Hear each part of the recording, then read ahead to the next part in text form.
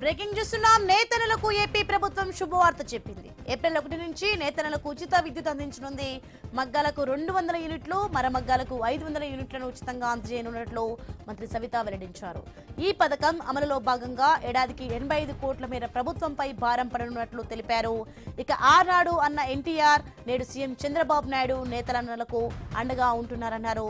గత ఎన్నికలకు ముందు సీఎం చంద్రబాబు మంత్రి లోకేష్ ఇచ్చిన మాటకు కట్టుబడుతూ కూటమి ప్రభుత్వం హామీలను నెరవేర్చుతోందన్నారు మంత్రి సవిత.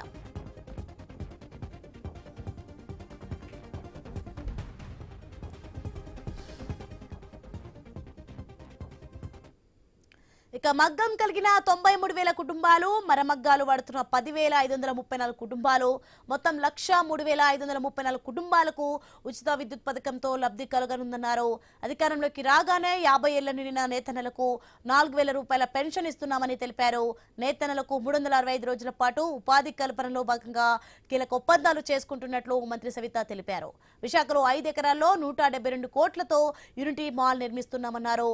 ఎమ్మికనూరు, రాయదుర్గం, మైలవరం, పామిడిలోను టెక్స్టైల్స్ పార్కులో, మంగళగిరిలో మెగా టెక్స్టైల్ పార్క్ ఏర్పాటు చేయనున్నట్లు వెల్లడించారు.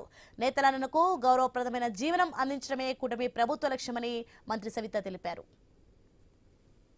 ఎన్నికల సమయంలో ఏదైతే మాట చెప్పారో ఆ మాట నిలబెట్టుకుంటున్న ప్రభుత్వం కూటమి ప్రభుత్వాన్ని కూడా తెలియజేస్తూ, మరి నేతన్నలకు నిజంగానే ఒక గుడ్ న్యూస్ అనే విషయం కూడా తెలియజేస్తూ, మరి ఎన్నికల సమయంలో మేము చెప్పాం, మరి హ్యాండ్లూమ్స్కి 200 యూనిట్లు, పవర్లూమ్స్కి 500 యూనిట్లు ఉచిత కరెంట్ అని చెప్పాం. మరి ఏప్రిల్ 1వ తారీఖు నుంచి మరి దీన్ని అమలు పరుస్తున్నామన్న విషయం కూడా మీకు అందరికీ తెలియజేస్తూ, అంతే మరి సుమారుగా హ్యాండ్లూమ్స్ మగ్గాలు 93,000 కుటుంబాలు ఉన్నాయి. అదేవిధంగా మరి పవర్లూమ్స్ కుటుంబాలు మరి యూనిట్లు వచ్చి 10,534, అంటే సుమారుగా మరి 103,000 మందికి ఇది వర్తిస్తుంది. అంతేకాకుండా మరి 500 యూనిట్ వారికి 1,800 నుంచి 2,000 రూపాయల వరకు కూడా వారికి అదనంగా మనము సహకరించినట్లన్న విషయం కూడా మీకు తెలియజేస్తూ,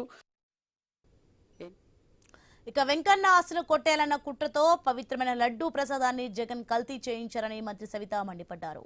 తిరుపతి లడ్డూ కల్తీ జరిగిందని సుప్రీంకోర్టు ఏర్పాటు చేసిన సిట్ స్పష్టం చేసిందన్నారు. పామ్ ఆయిల్, ఇతర కెమికల్స్ తో తిరుపతి లడ్డూ కల్తీ జరిగిందని, నెయ్యి లేదని సుప్రీంకోర్టు ఏర్పాటు చేసిన సిట్ స్పష్టం చేసిందని తెలిపారు. జంతు కొవ్వు లేదు కదా అని చేసిన తప్పు కప్పిపుచ్చుకోవడానికి వైసీపీ బ్యాచ్ బుకాయిస్తోందన్నారు. తిరుపతి లడ్డూ కల్తీ జరగడం వాస్తవమన్నారు మంత్రి సవిత. కల్తీకి కేర్ ఆఫ్ అడ్రస్ జగన్ అని దుయ్యబట్టారు.